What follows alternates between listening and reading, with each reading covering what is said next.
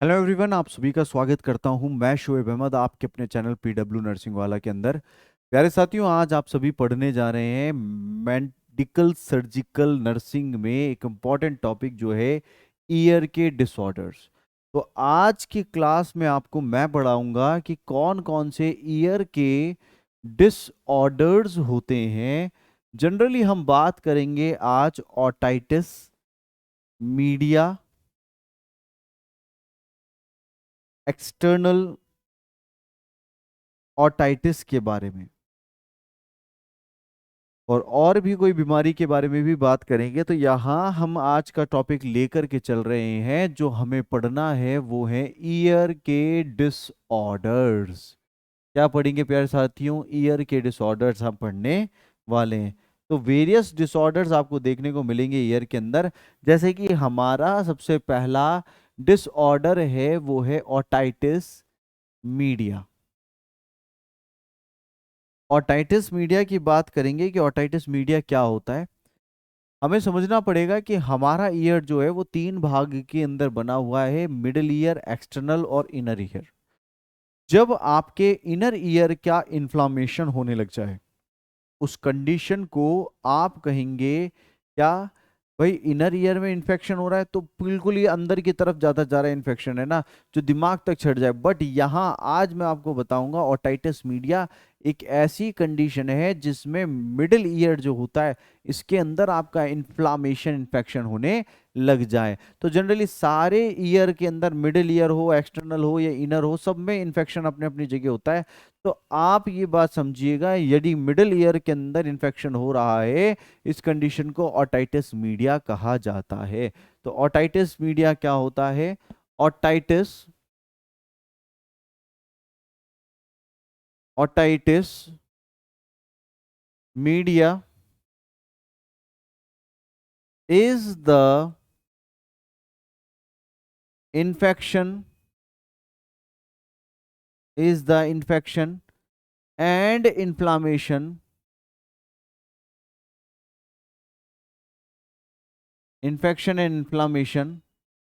of the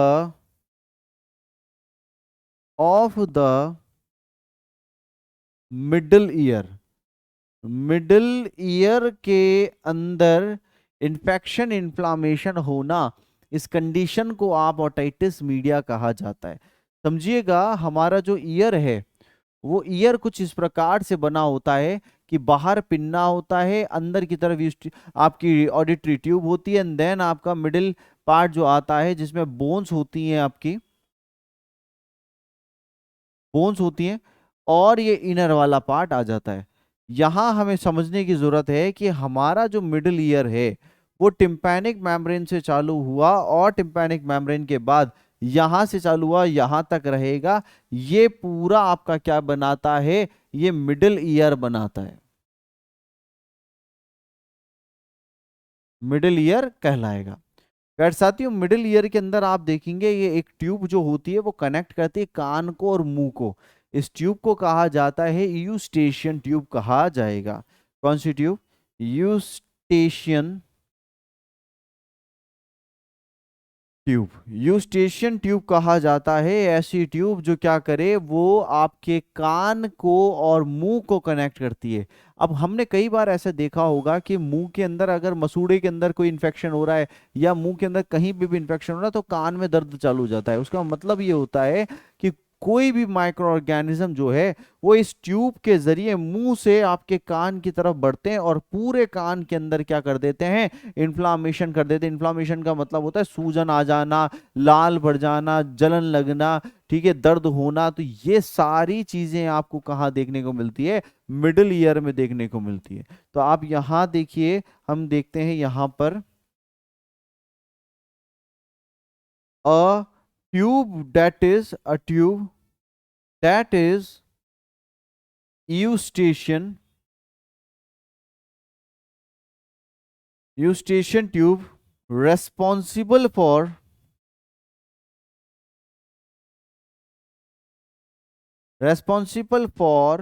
middle ear infection, middle ear infection।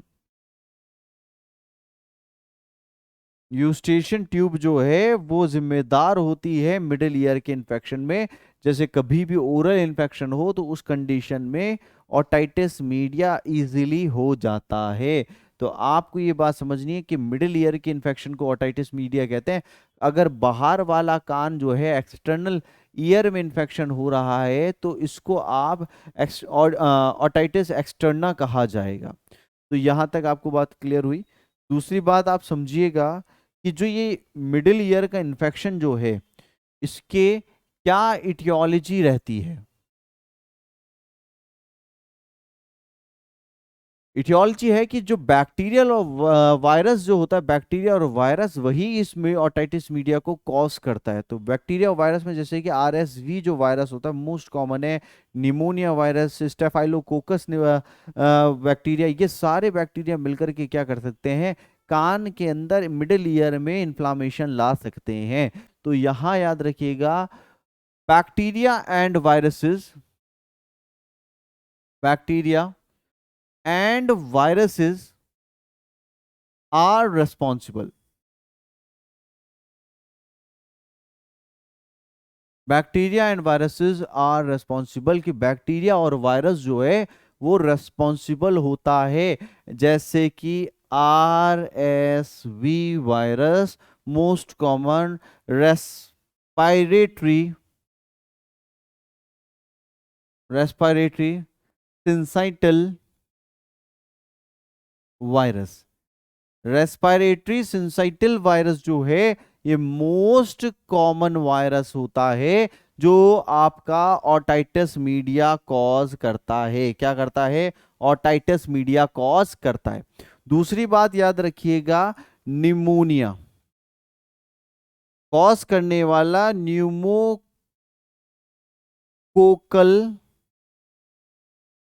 Micro organism, pneumonia cause करने वाला pneumococcal जो होता है ये भी बहुत ज्यादा मोस्ट कॉमन होता है। किस लिए मोस्ट कॉमन होता है? इसके लिए। तो यहां आप ये समझिएगा, आरएसवी का बहुत बड़ा रोल है। सेकंड, निमोनिया कॉज करने वाला, ठीक है, वो भी एक बढ़िया एक वायरस है, बैक्टीरिया है, माइक्रो ऑर्गेनिज्म है जो क्या कर सकता है, बैक्टीरिया इन्फेक्शन को कॉज करा सकता है। दूसरी बात याद रखिएगा, इन्फ्लुएंजा वायरस और staphylococcus, influenza influenza virus, staphylococcus,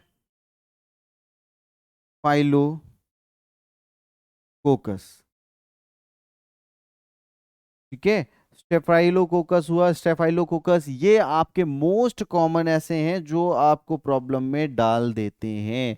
ठीक है, तो स्टेफाइलो निमोनिया वाला भी जा रहा है, ये सारी चीजें जाती है, बैक्टीरिया वायरस, ये इनमें सबसे मोस्ट कॉमन है आरएसवी। ठीक है। अब मान लीजिए किसी के मिडिल ईयर के अंदर हमें देखने को मिले कि मिडिल ईयर के अंदर उसके क्या हो रहा है, कि मिडिल ईयर जो है उसमें ऑटाइटिस मीडिया हो चुका है। तो आपको क्या साइन एंड सिम्टम्स आपको देखने को मिलेंगे? तो सबसे पहला साइन एंड सिम्टम हम बात करें कौन सा होता है, साइन एंड सिम्टम्स में देखिए पहला आता है ऑटैल्जिया। ऑटैल्जिया बोल सकते हैं। ऑटैल्जिया का मतलब क्या होता है? ऑटैल्जिया का मतलब होता है कान के अंदर दर्द होना। मोस्ट कॉमन सिम्टम होता है। अगर कई बार जैसे छोटे बच्चे जो होते हैं उस टाइम पे उनको क्या होता है, कान में दर्द होने लग जाता है, कान में दर्द हो रहा है, कान पकड़ने लग जाते हैं, खींचने लग जाते हैं, तो वो चीज को याद रखिएगा, कान में दर्द होना ऑटैल्जिया कहलाता है। ओटेल्जिया का दूसरा नाम भी होता है जिसको हम कहते हैं ऑटोडाइनिया, या सीधी भाषा में बोले तो ईयर एक कहा जाएगा।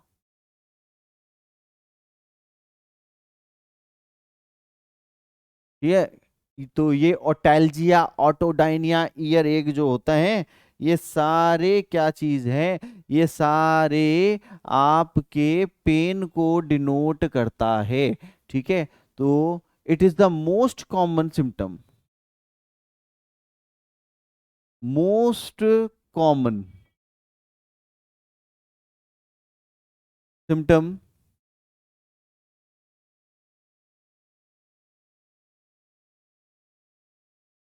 that is pain in ear, that is pain in ear। Year के अंदर पेन का हो जाना ऑटैल्जिया ऑटोडाइनिया ईयर एक कहलाता है। इतनी बात क्लियर है? तो कान में सबसे पहले पेन होगा। दूसरी बात, कान के अंदर आपको रेडनेस देखने को मिलती है। हम जब ऑटोस्कोप डालेंगे तो कान के अंदर आपको क्या देखने को मिलेगा? Redness plus bulging. आपका टिम्पैनिक मेम्ब्रेन बल्ज हुई हुई मिलेगी बाहर की तरफ इस तरीके से। मान लीजिए ये हमारी टिम्पैनिक मेम्ब्रेन अंदर की तरफ मिडिल ईयर आ गया, तो ये ऐसे हो जाएगी, बल्ज हो जाएगी। तो यहाँ बल्जिंग ऑफ टिम्पैनिक मेम्ब्रेन आपको तीसरे में देखने को मिलता है। Bulging of tympanic membrane, tympanic membrane. Bulging of tympanic membrane आपको देखने को मिलती है कि आपकी टिम्पैनिक मेम्ब्रेन बहुत ज्यादा बल्ज हो जाएगी।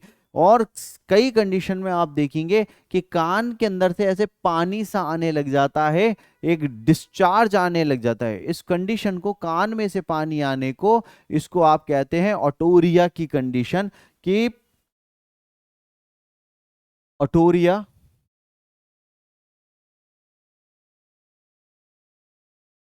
प्लूरुलेंट discharge occurring,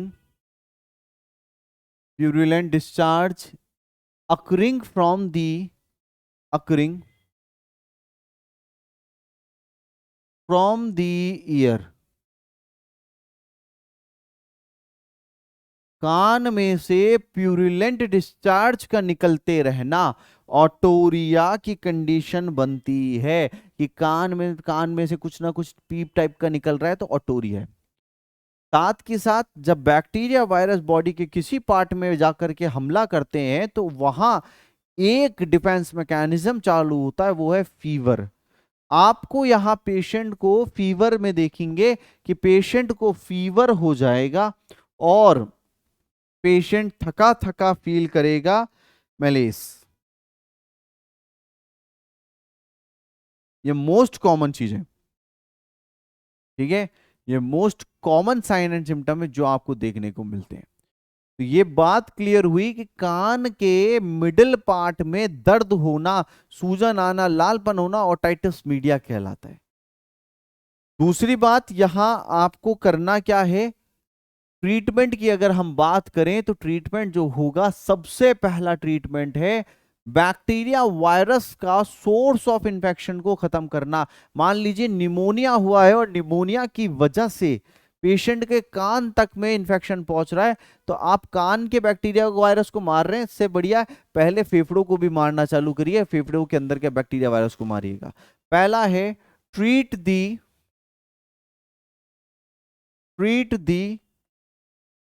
cause of spreading infection,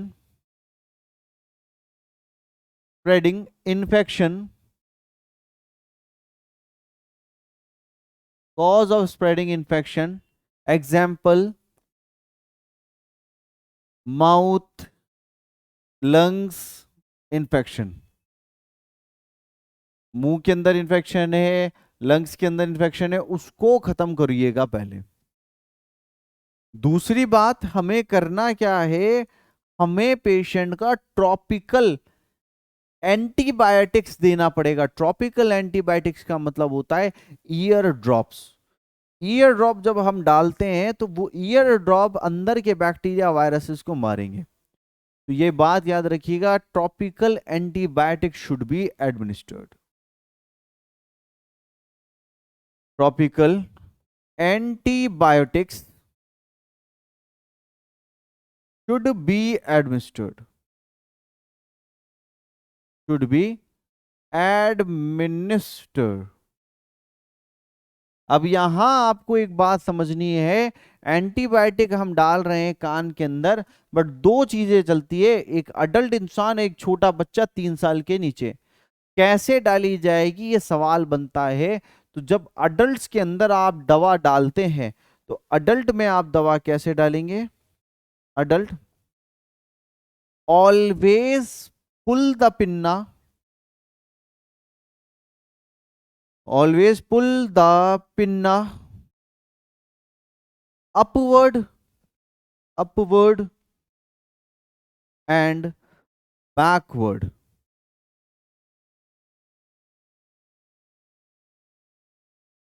to straight the to straight the tube. Auditory tube को सीधा करना है तो अबे आपको करना क्या पड़ेगा, बड़ों के अंदर अप और बैक, पिन्ना को ऐसे ऊपर और पीछे करना पड़ेगा, तब जाकर के दवा जाएगी। यदि बात अगर हम बात करें 3 साल से छोटे बच्चे के अंदर, कितना, 3 ईयर से, 3 ईयर से लेस बच्चे में देखेंगे हमेशा कान को डाउन और बैक में लेकर के चलना है। Always pull the pinna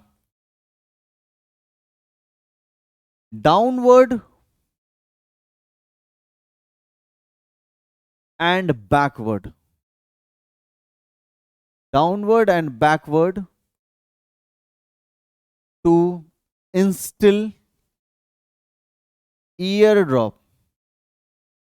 year drop डालना है तो हमें पिन्ना को डाउनवर्ड लेना पड़ेगा और बैकवर्ड लेना पड़ेगा। इतनी बात क्लियर है। उसके बाद एंटीबायोटिक के साथ साथ आपको कान के अंदर कॉर्टिकोस्टेरॉइड्स डालना पड़ेगा, जिससे कि इसकी एक्टिविटी बढ़ जाए और आराम मिलने लग जाए। Also administer, also administer corticosteroid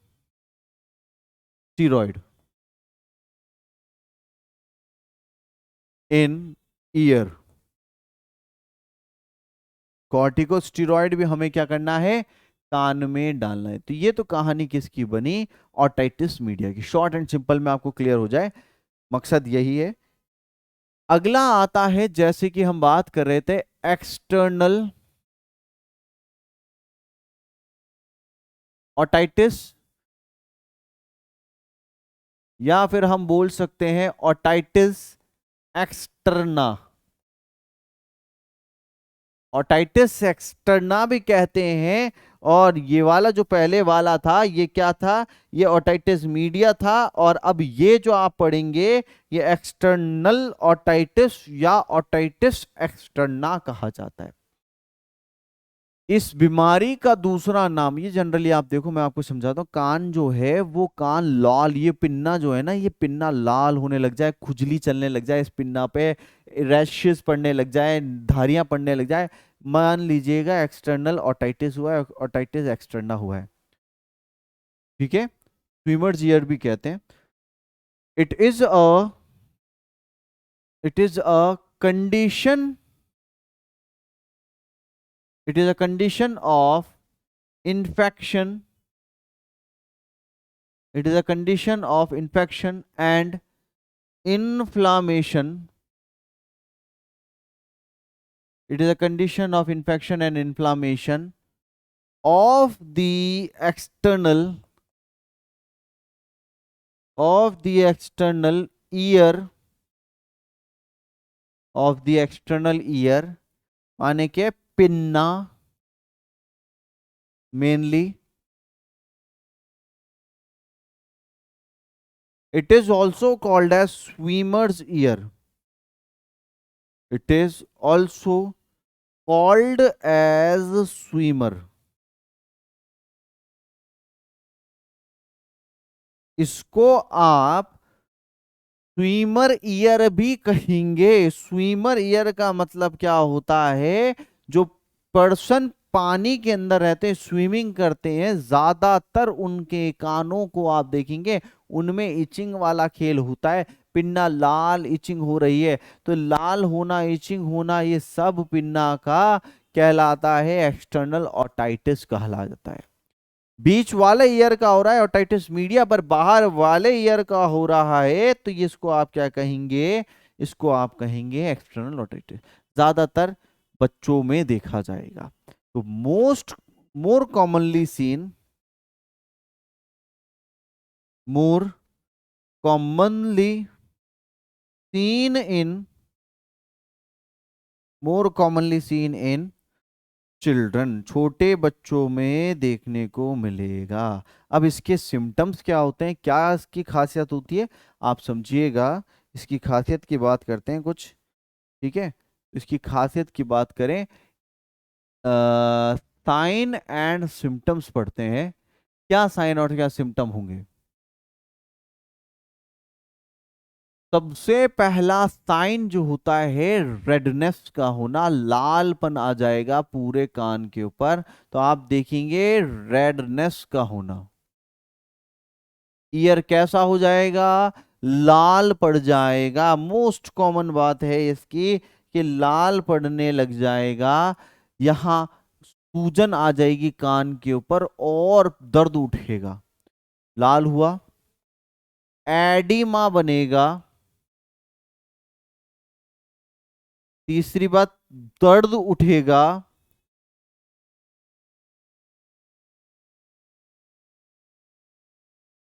चौथी बात, खुजली चलेगी, इचिंग होगा।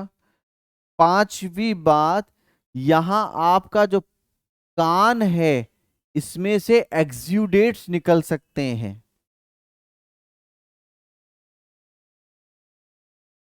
एक्सुडेट्स का मतलब क्या है, पानी निकलना, पीप निकलना, ये सारी चीजें निकल सकती है। और कई कई बार तो ये इतना अंदर तक सूजन आने लग जाती है ना, ऑडिटरी ट्यूब दबने लग जाती है, तो हियरिंग लॉस तक होने लग जाता है यहाँ पर। तो हियरिंग लॉस तक होता है, हियरिंग लॉस तक होने लग जाता है, ठीक है। कान के ऊपर का सूजन आ जाना, लाल हो जाना, इचिंग होना, ये मोस्ट कॉमन बात है। अब यहां आप एक बात समझिएगा, जब आपके लगे कि कान के अंदर इस तरीके की इचिंग हो रही है, एक्सटर्नल ओटाइटिस हुआ है, तो आपको करना क्या, सीधा सिंपल है, कान के ऊपर गर्म थेरेपी देनी है, हॉट थेरेपी देनी है। गर्म कपड़ा, गर्म चीज रख करके कान के ऊपर सिकाई करनी है 20-20 मिनट की। दिन में 3 बार सिकाई करिएगा, उससे ये सूजन वूजन सब गायब हो जाएगी। तो यहाँ आप ट्रीटमेंट देखिएगा कि ट्रीटमेंट की बात करें, ट्रीटमेंट क्या है, apply heat therapy. Apply heat therapy for 20 minutes daily, 3 times a day, daily 3 times a day। Heat therapy दी जाएगी 20 मिनट के लिए, दिन में 3 बार दीजिए, जिससे सूजन वूजन जो है वो इजीली क्या हो जाएगी, एंड हो जाएगी। जो सूजन है जितनी भी वो सब चली जाएगी। दूसरी बात, एडमिनिस्टर चालू करिए, administer cortico steroids, comma antibiotics and pen relievers. Corticosteroids, antibiotic, pain reliever, ये दिया जाता है जनरली, ठीक है। चलिए, इतना क्लियर हुआ। एक छोटी सी प्रॉब्लम और आती है जिसको कहते हैं हियरिंग लॉस। हियरिंग लॉस को भी समझिएगा, हियरिंग लॉस क्या होता है। हियरिंग लॉस का मतलब होता है, जनरली हम जो है आवाज सुनते हैं, 20 से 20 हजार हर्ट्ज तक की आवाज सुन सकते हैं। बट जब एक इंसान इस आवाज को ना सुन पाए, इस कंडीशन को हियरिंग लॉस कहा जाएगा, ठीक है। when patient is not able when patient is not able to listen the audible range,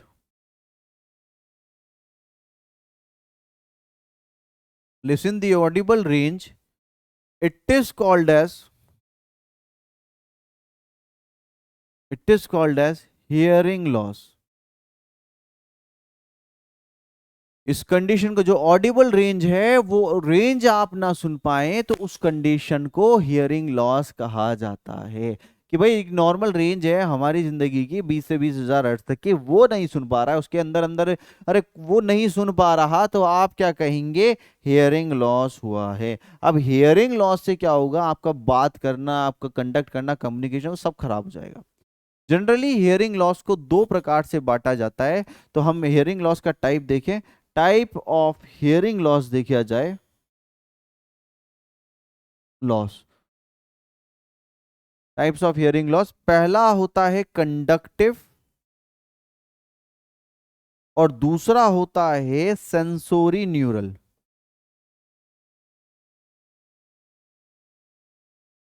sensory neural hearing loss.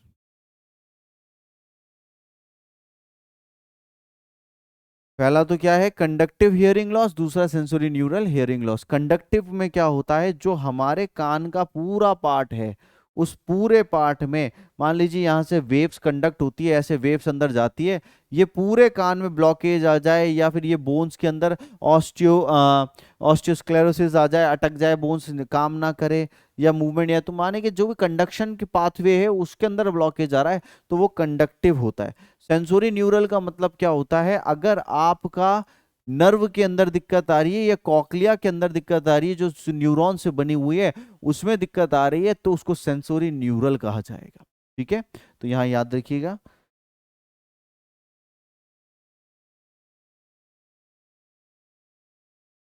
In conductive hearing loss, in conductive hearing loss occur occur when when कब occur होता है? Occur when conduction of sound waves, conduction of sound waves is harmed. तो sound waves का conduction है, उस पे नुकसान होने लग जाए, साउंड वेव्स लहरें जो हैं वो इजीली ना जा पाए, उसकी वजह से साउंड वेव अंदर ना जाएगा, सुना ही नहीं देगा। जैसे कि अपने कान में उंगली डाल ली, कान में कुछ फंस गया, ठीक है, तो यहां आप देखिएगा, कॉजेज आपको बताता हूं, कॉजेज जैसे फॉरेन बॉडी ऑब्स्ट्रक्शन होना, फॉरेन बॉडी ऑब्स्ट्रक्शंस का होना, कान के अंदर फॉरेन बॉडीज का अटक जाना, जैसे कि एग्जाम्पल देता हूं, ईयर वैक्स होना, टॉय का कुछ भी टॉय अटक गया कान के अंदर, छोटा सा कुछ खेलने का अटक गया, ठीक है, ईयर वैक्स, इंसेक्ट्स हो गए, एक्सेट्रा, ये सारी चीजें जो होती है फॉरेन बॉडी होती है, ये अटक जाए। दूसरी बात, यहाँ पर स्वेलिंग आ जाए कान के अंदर, जैसे एडिमा इन ऑडिटरी ट्यूब, कान की ट्यूब के अंदर auditory,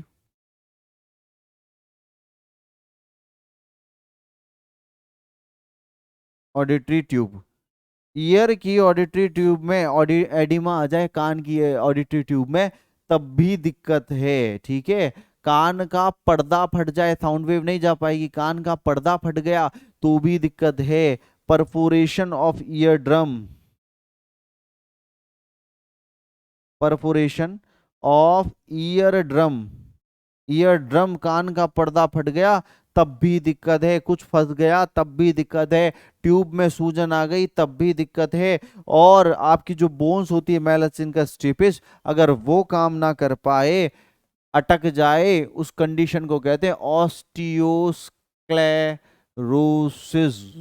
hardening of the bone, immobile bones, immobile, malleus incus and stapes, malleus incus और स्टेपिस जो है इमोबाइल हो जाए, ऑस्टियोस्क्लेरोसिस की कंडीशन बनती है। क्या बनती है? ऑस्टियोस्क्लेरोसिस की कंडीशन बनती है, पहली बात। दूसरी कंडीशन जो मैं बता रहा था वो है sensory neural hearing loss, sensory neural hearing loss कहलाता है। If there is a damage, if there is a damage of cochlea और the vestibulo cochlear nerve, cochlear nerve called as called as sensory neural hearing loss। अगर कान की nerve disturb हो गई या cochlea disturb हो गया, उस कंडीशन को सेंसोरी न्यूरल हियरिंग लॉस कहा जाता है।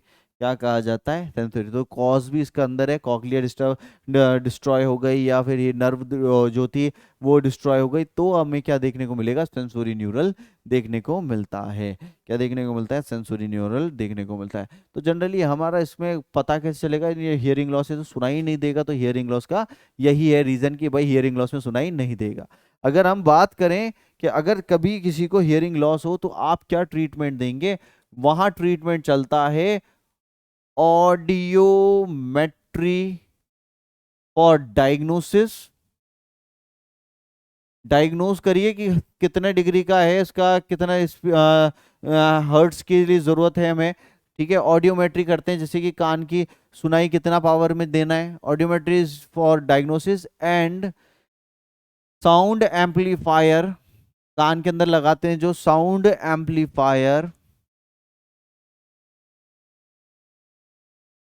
इज प्लेस्ड, साउंड एम्पलीफायर लगाया जाएगा कान में। दूसरी बात, सेंसोरी न्यूरल है, in case of sensory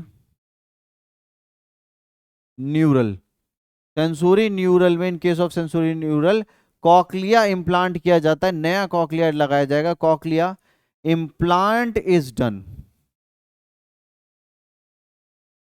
cochlea implant is done. तो यहां कॉक्लिया इंप्लांट डाला जाएगा। और तीसरी बात याद रखिएगा, जब भी आप किसी बहरे इंसान से बात करें तो फेस टू फेस बात करें, मीडियम वॉइस में करें, चिल्लाने से आवाज नहीं जाएगी। तो यहां आप क्या करें? Always face the patient, always face the patient while speaking, while speaking and keep voice, keep voice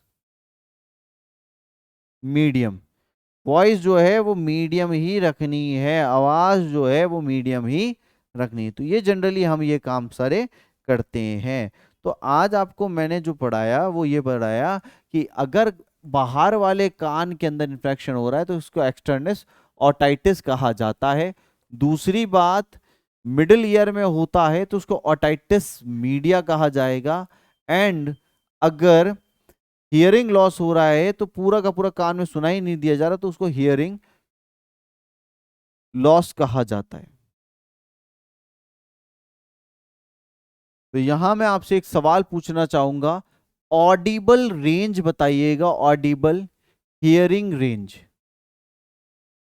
कितनी हमारे कान की रेंज होती है, ऑडिबल हियरिंग रेंज, वो मैं आपसे पूछना चाहूंगा। तो प्यारे साथियों, आज की क्लास इतना ही, मिलेंगे जल्दी ही नेक्स्ट क्लास में। आप सभी का बहुत बहुत शुक्रिया। Thank you guys.